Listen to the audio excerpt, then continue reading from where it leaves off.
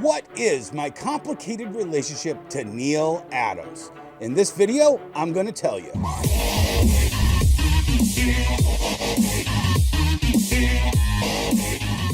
I'm Dennis Barger, 40-plus year veteran of reading comics, 21-year veteran of owning comic stores.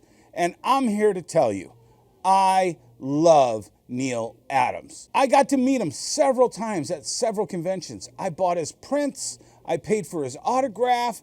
I love talking to that man. And yes, sometimes he was a little cranky. Sometimes he was more about selling you something than telling you about his history or his past or what inspired him to do this, that, or the other thing.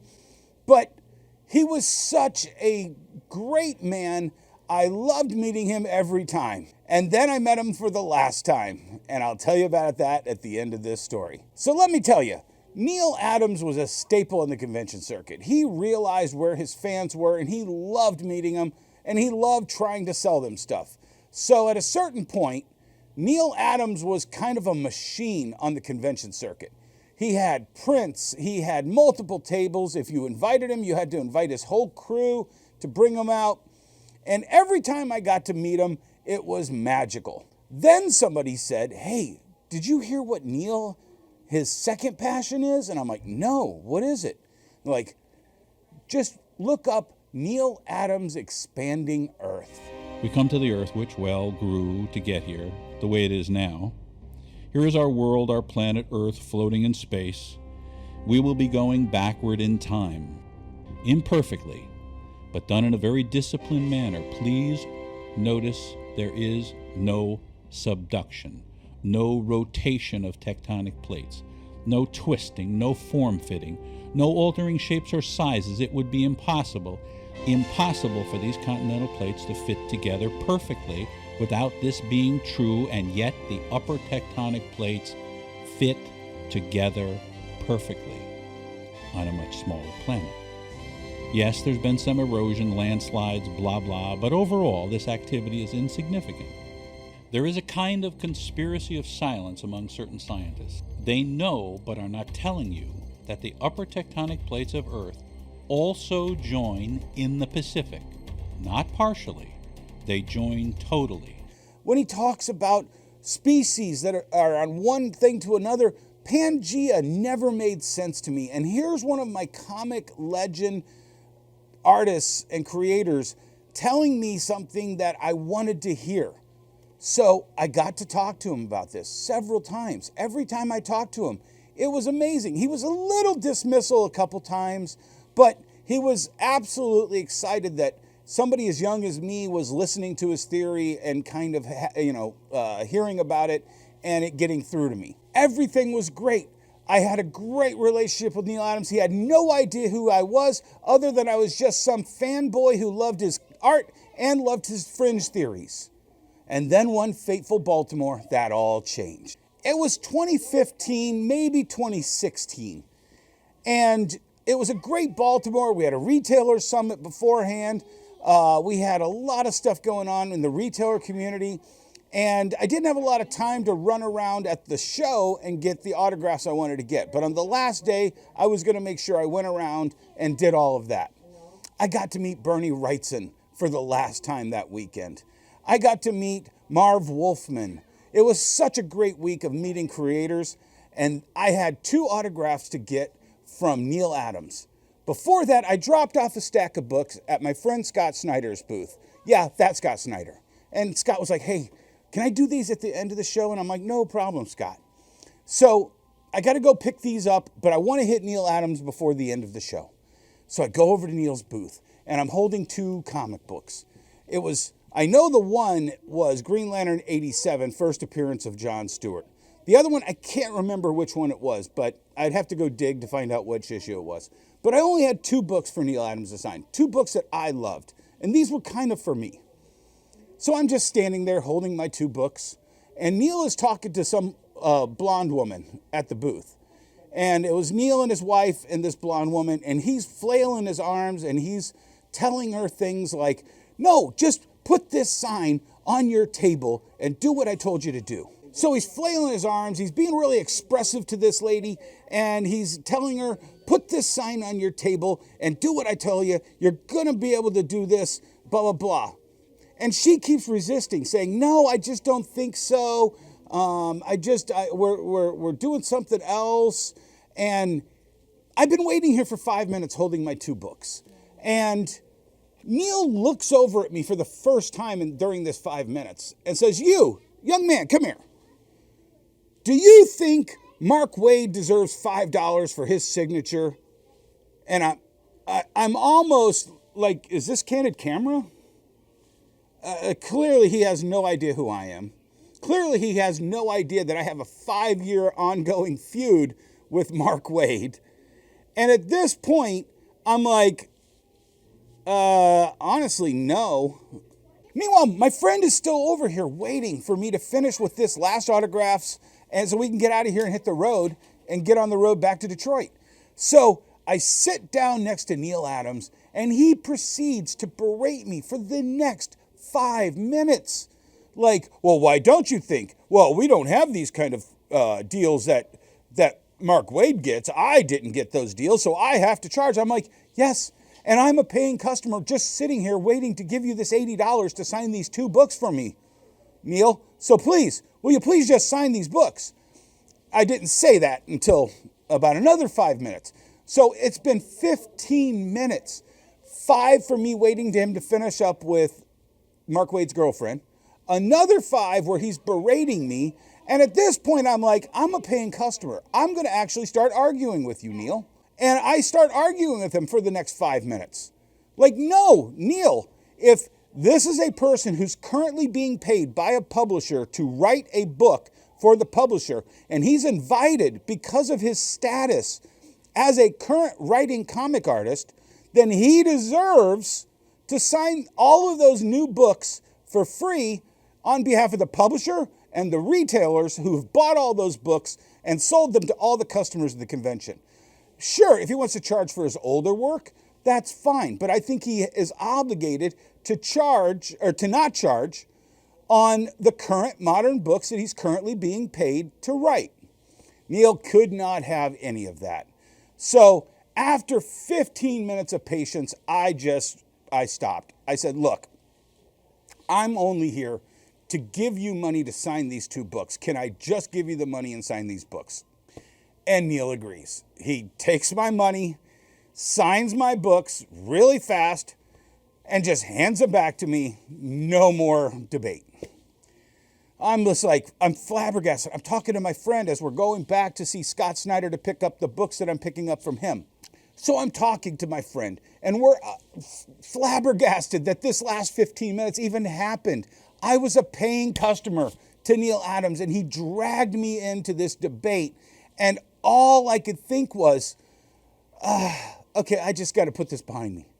So I go over to Scott Snyder, and Scott's like, hey, and he sees the 2 books that I got in my hand. He's like, oh, you went over and got Neal to sign those? I go, yeah, dude, you don't even want to know. He goes, oh, I want to know.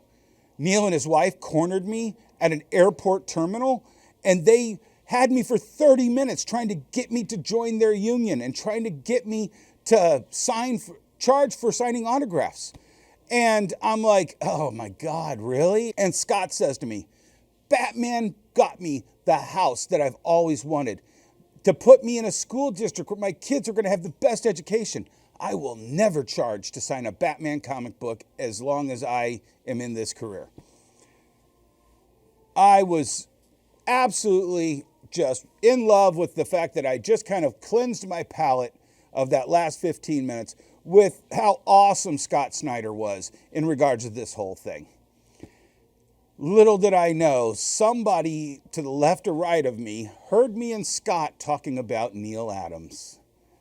And as I'm walking away from Scott's booth with my stack of Scott Snyder books that I gave $100 to the Comic Book Legal Defense Fund for him to sign for me, I get a call on my cell phone.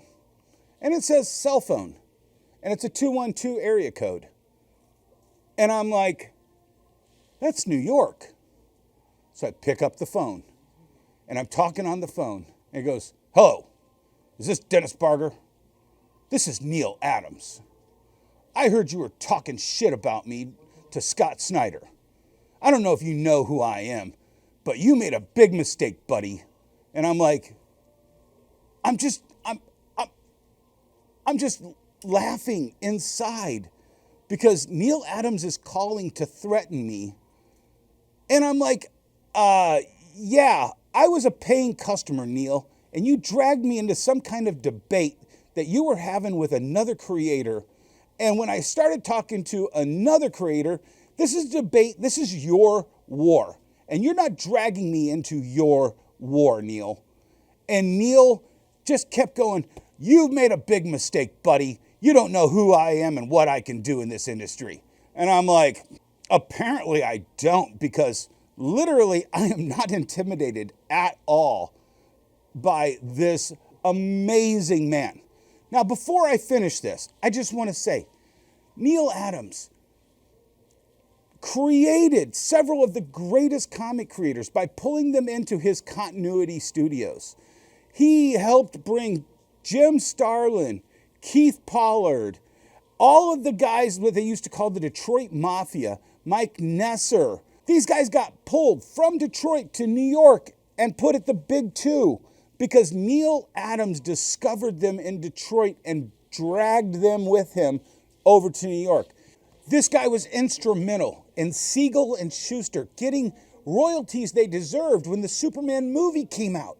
He came up with Muhammad Ali versus Superman, that amazing cover art with all the pop culture celebrities of the 70s plastered all across the cover. This was a legendary man in my mind. And he's calling me up on my cell phone to threaten me because I dared disagree with him and I dared speak ill of him to another one of my friends. So at this point, there was only one thing I could do. I basically just was laughing about it. And I said, okay, Neal Adams, you have a good one. Have a safe trip home. And I hung up on him. I then told a whole bunch of people about this. I made a long Facebook post about it. And Rich Johnston from Bleeding Cool, he read that Facebook post and then made an entire story about this. After a legendary weekend at Baltimore with lots of announcements, this became one of the last stories of the con. And it picked up a lot of traction. By the time we started driving back to Detroit, by the time we stopped and I checked my phone, it had gotten me several hundred messages. It was absolutely tons of comments on the chat. And actually, I think Neal Adams chimed in like the next morning to try to defend himself and actually kind of admitted that the entire thing did happen. Sadly, Neal Adams passed away in 2022. I never got to have that mea culpa with him. He didn't want to have it. He was upset at me for exposing the way he treated a paying customer. And I don't think he ever would have relented that he was wrong and that I might have been right on that day. It doesn't matter. The man is a legend. And that one bad instance with him doesn't change my thoughts about his work, his legacy, and everything he meant to the comic industry and to the fringe Earth conspiracies as well. And I urge you to never meet your heroes because, sure, you're going to have great examples 90% of the time meeting some of these guys, but you're going to have a memorable incident that will taint your opinion sometimes of these great men. So how did this whiny boo-hoo boomer have one bad experience with John Byrne 30 years ago and never bought his books again, but had this horrible experience and was actually threatened by Neal Adams personally, and how I still love Neal Adams today? Well, there's an expression. You never have a second chance at a first impression. And my first impression of John Byrne was he was a sadistic asshole. I mean, the philosophical difference on one aspect of Neal Adams' career that I disagreed doesn't change the fundamental love for his entire advocacy of other things in the industry. But one meeting with John Byrne showed me he was an a-hole to his core. And so many comments in those John Byrne videos, links are right here, are gonna show you that John Byrne did not have a stellar track record meeting all of his fans. Now, I'm sure there's some people who probably had run-ins with Neal Adams. I had this one run-in, and it doesn't change my love for Neal Adams as a whole. And I seriously hope Neal Adams is resting in peace as we speak. I'm Dennis Barger, celebrating the past and living for the future.